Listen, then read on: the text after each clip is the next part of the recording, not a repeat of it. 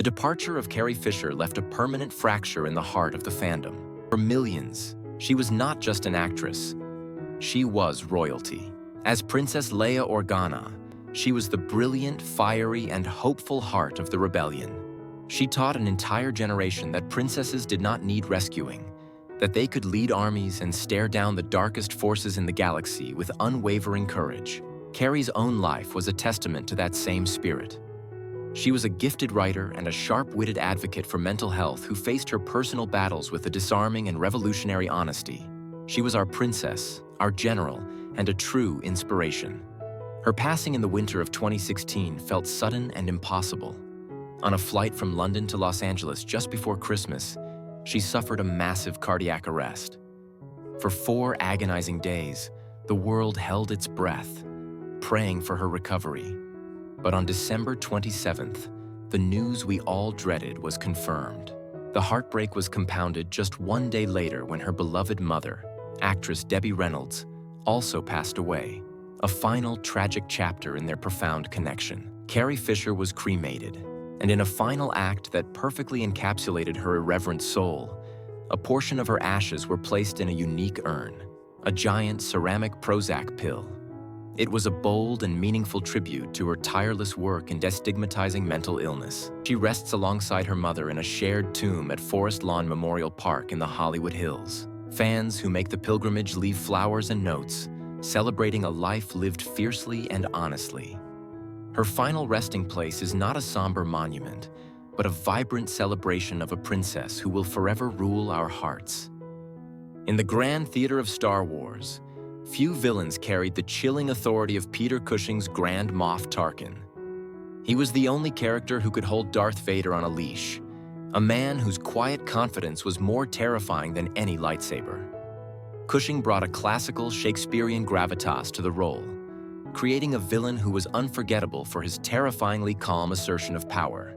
Beyond the Empire, Peter Cushing was a beloved icon of classic film and a true gentleman of the British screen, whose kind demeanor off-camera stood in stark contrast to the sinister characters he so brilliantly portrayed. The greatest love story of Peter Cushing's life was with his wife, Helen. Her death in 1971 devastated him, plunging him into a profound grief from which he never truly recovered. For over 2 decades, he continued to work, but friends noted the light in his eyes had dimmed. In the early 1990s, he was diagnosed with prostate cancer but chose to forego surgery. He passed away peacefully in his sleep in August of 1994 at a hospice in Canterbury. For many, his death felt like the end of an era for cinema. Peter Cushing was cremated, his final wish a simple one: to be with his beloved Helen once more. Though the specific details were kept private, it is understood that his ashes were interred with hers at a family plot in Whitstable, Kent. His resting place is not marked for the public, a final act of a private man seeking peace. There is no grand monument for fans to visit, only the quiet knowledge that, after 23 years of heartbroken waiting, the gentle man who played so many monsters was finally reunited with the love of his life in an eternal embrace. Before anyone else, there was one definitive Obi-Wan Kenobi, and his name was Alec Guinness.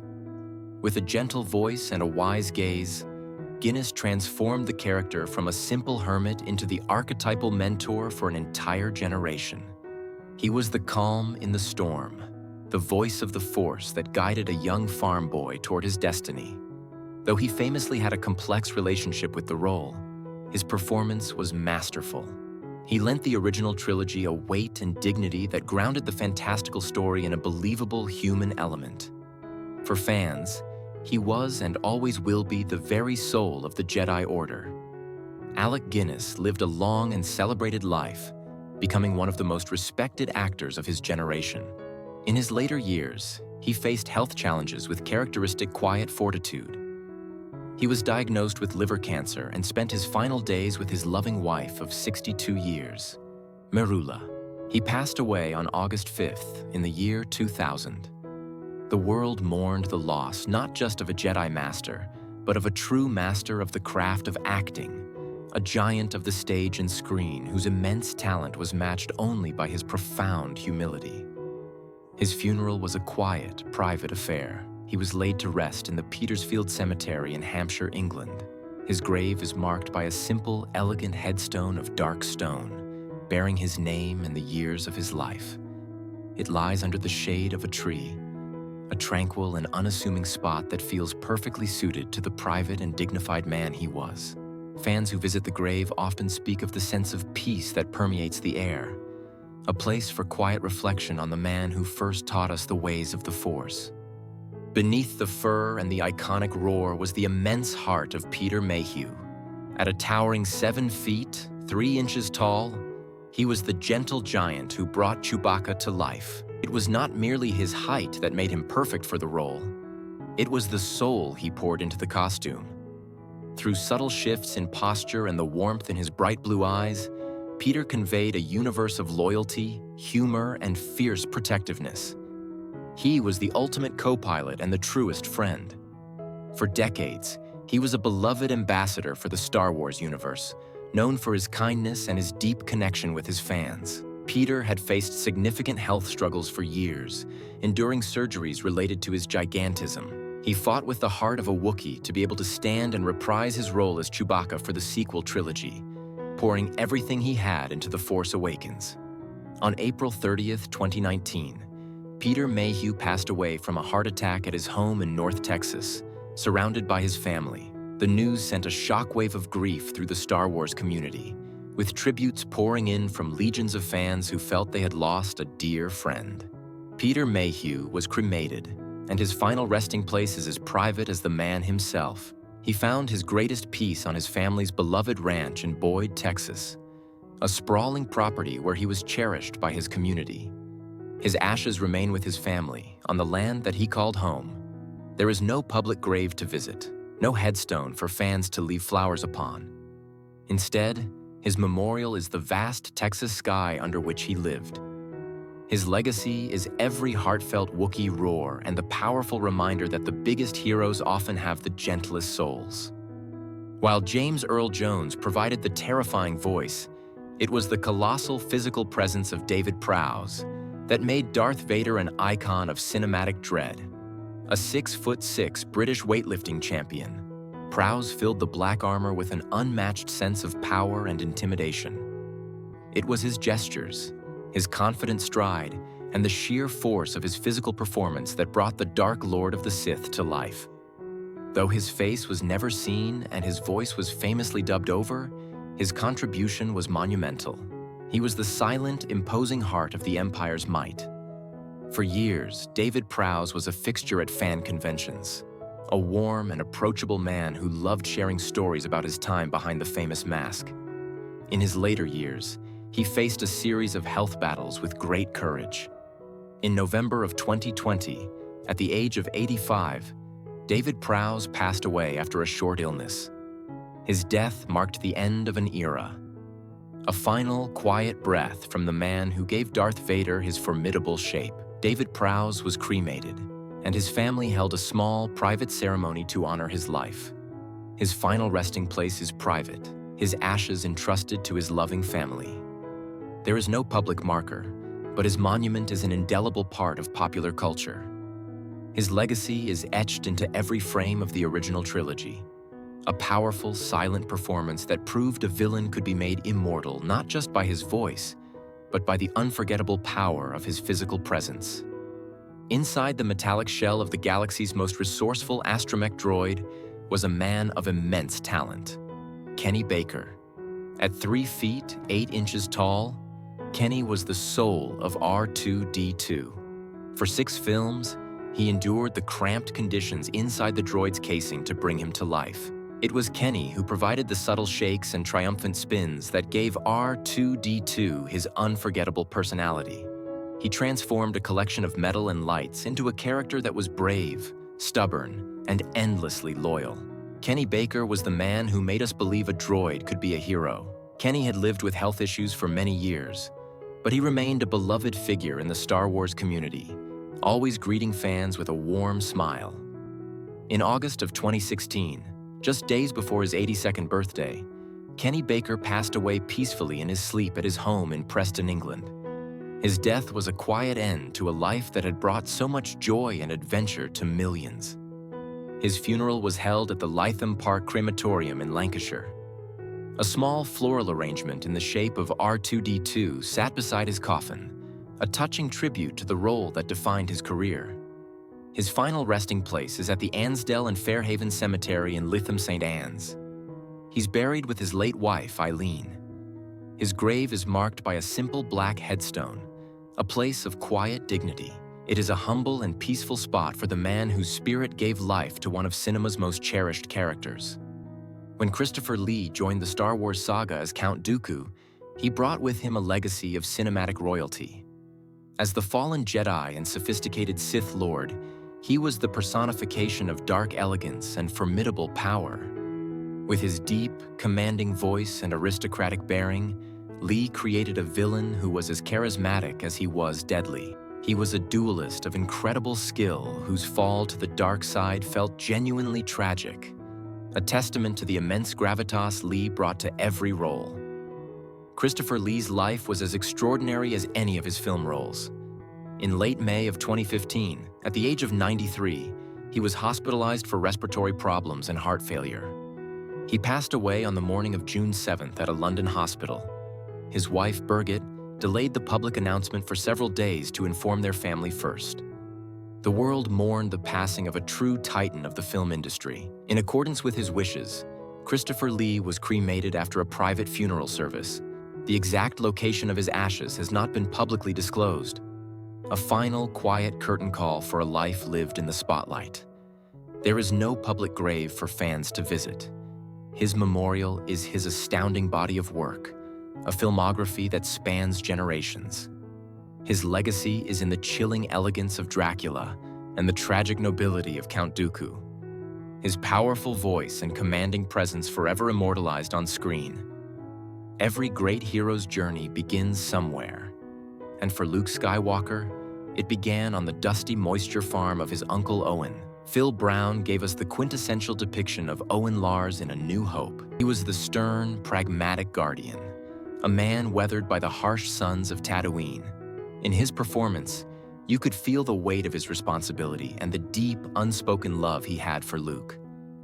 His insistence that Luke stay was a desperate attempt to protect his nephew from the same fate that befell his father. Phil Brown's life was profoundly changed by the Hollywood blacklist in the 1950s. Falsely accused, he moved to the United Kingdom, where he rebuilt his career. He eventually returned to the United States, settling in California. In February of 2006, he passed away from pneumonia at the age of 89. His death was a quiet closing chapter for an actor whose life was marked by resilience and a pivotal role in cinematic history. Phil Brown was cremated, and his ashes were given to his family. His final resting place is not a public one, a quiet end for a man who had weathered many storms. There is no grave to visit, but his memory is preserved in that iconic opening act of A New Hope. He lives on in the gruff but caring voice telling Luke to clean the droids, and in the tragic ruins that finally propelled a young hero on his galactic journey. Alongside Uncle Owen stood the warm, nurturing presence of Aunt Beru, brought to life with gentle strength by Sheila Fraser. Where Owen was the stern pragmatist, Beru was the heart of the Lars homestead. In just a few short scenes, Fraser conveyed a deep well of kindness and affection for the nephew she had raised as her own son. Her knowing smiles and calls for Luke from the doorway painted a portrait of a loving maternal figure. She was the quiet warmth in a harsh desert landscape. Sheila Fraser enjoyed a long and successful career in British film, television, and theater. In her final years, she lived a quiet life in a London retirement home for actors. She passed away in August of the year 2000 at the age of 79. For many fans, her passing was a poignant reminder of the passage of time and the loss of another original piece of the Star Wars family. After her passing, Sheila Fraser was cremated. Her ashes were scattered in a place of personal significance, a private and intimate farewell.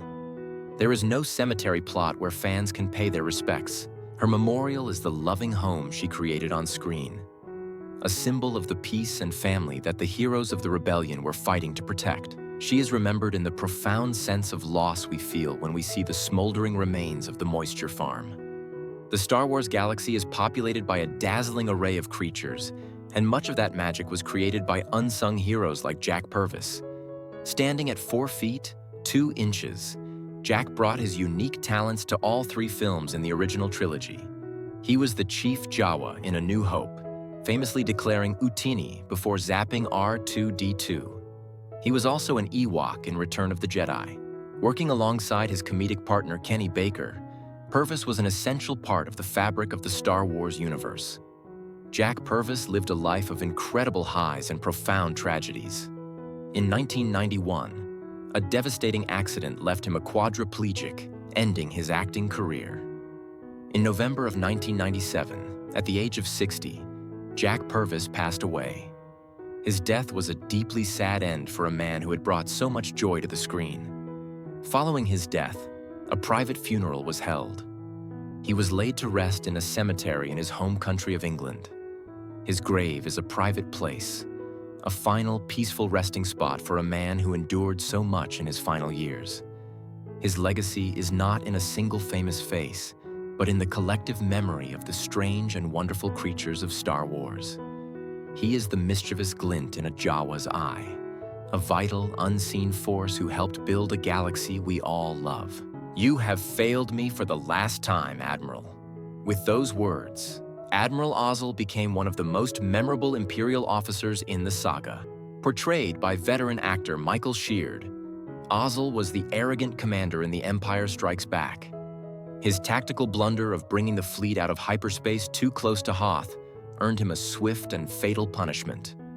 Sheard played the role with a perfect note of overconfident incompetence, creating an unforgettable character in just a few minutes of film. Michael Sheard was a prolific and beloved character actor, especially in the United Kingdom. In the spring of 2005, he was diagnosed with cancer. He passed away on August 31, 2005, at a hospice on the Isle of Wight, England, with his family by his side. A funeral service for Michael Sheard was held at the Isle of Wight Crematorium. His final resting place is a private matter, with his ashes given to his family. There is no public grave to visit. For the Star Wars community, he will forever be the unfortunate admiral who made one mistake too many. A vital piece of the lore who demonstrated with terrifying clarity the ultimate price of failure under the command of Darth Vader. "I find your lack of faith disturbing." This iconic line was delivered to Admiral Motti, the man who dared to mock the power of the Force. Played by Richard Le Parmentier, Motti was the face of Imperial arrogance. Smug, overconfident, and dismissive of Vader's ancient religion, Le Parmentier's perfect performance created a character whose terrifying comeuppance served as a powerful demonstration of Vader's true might. He cemented his place in Star Wars history in one unforgettable scene. Richard Le Parmentier was an American-born actor who moved to the United Kingdom in the 1970s. He was a popular presence at fan conventions, embracing his unique place in the fandom with humor. In April of 2013, while visiting family in Austin, Texas, he passed away unexpectedly at 66 years old. His death came as a shock to the fan community. In accordance with his wishes, he was cremated. His ashes were scattered by his children in a place that held special meaning for him, a favorite fly fishing spot. There is no grave or headstone, only the flowing water of a river where he found peace and joy. It's a beautiful and fitting final resting place for the man who played the arrogant admiral, a peaceful end far from the sterile meeting rooms of the Death Star. It's a trap, 3 simple words that became an immortal rallying cry for Star Wars fans. The voice behind that legendary line belonged to Eric Bauersfeld, a radio dramatist who created one of the most iconic characters in the saga. As Admiral Ackbar, Bauersfeld's distinctive voice conveyed a sense of seasoned authority and urgent alarm. He also voiced Bib Fortuna. Though his physical presence was never on screen, his voice became an indelible part of Star Wars history. Eric Bauersfeld was a respected figure in radio drama. His work on Star Wars was almost an accident, but he reprised his role as Ackbar decades later in The Force Awakens. In April of 2016, at the grand age of 93, Eric Bauersfeld passed away peacefully at his home in Berkeley, California. His passing was mourned by fans who had quoted his famous line with affection for decades. His final arrangements were kept private, as was befitting the humble man he was. There is no public information regarding a grave or memorial service. His legacy is not made of stone, but of sound. A single perfect line reading that captured the hearts of millions and ensured that the wise Admiral Akbar will live on forever in the hearts of the rebellion. Few characters have achieved such legendary status with so little screen time as Boba Fett, and the man who gave the bounty hunter his unforgettable presence was Jeremy Bulloch. Encased in Mandalorian armor, Bulloch created a character defined by stillness. He conveyed a universe of cold professionalism through the simple tilt of a helmet or the casual way he held his blaster. He never spoke an unmasked line, yet he became a fan favorite, the epitome of galactic cool. Jeremy Bulloch was a warm, kind, and generous man who was the polar opposite of the character he played. For decades, he was a beloved ambassador of Star Wars, tirelessly traveling to meet with fans. In his later years, he was diagnosed with Parkinson's disease. On December 17, 2020, Jeremy Bulloch passed away peacefully from complications related to his long illness. Following his death, a private funeral was held. His final resting place is a private sanctuary. In a beautiful tribute, the Book of Boba Fett was dedicated to his memory, cementing his legacy. There is no public grave, but every time the bounty hunter appears on screen, the quiet power of Jeremy Bulloch's performance lives on. Apology accepted, Captain Needa. It is a chilling end for Captain Lorth Needa, brought to life by the distinguished actor Michael Culver. In The Empire Strikes Back, Needa takes full responsibility for losing the Millennium Falcon. He bravely decides to apologize to Darth Vader in person. Culver perfectly portrayed Needa's mix of imperial duty and genuine fear as he walked toward his doom. A memorable lesson in the unforgiving nature of the Empire. Michael Culver had a long and esteemed career on the British stage and screen. Beyond acting, he was a passionate peace activist, devoting much of his later life to political causes. He was a man of deep principle and conviction. In his final years, Michael Culver dealt with significant health issues. He passed away on February 27, 2023, at the age of 85. His passing was a quiet one, a final bow for a respected artist. His final arrangements were kept private by his family. His contribution to Star Wars, though brief, remains a powerful and poignant moment of honor and consequence.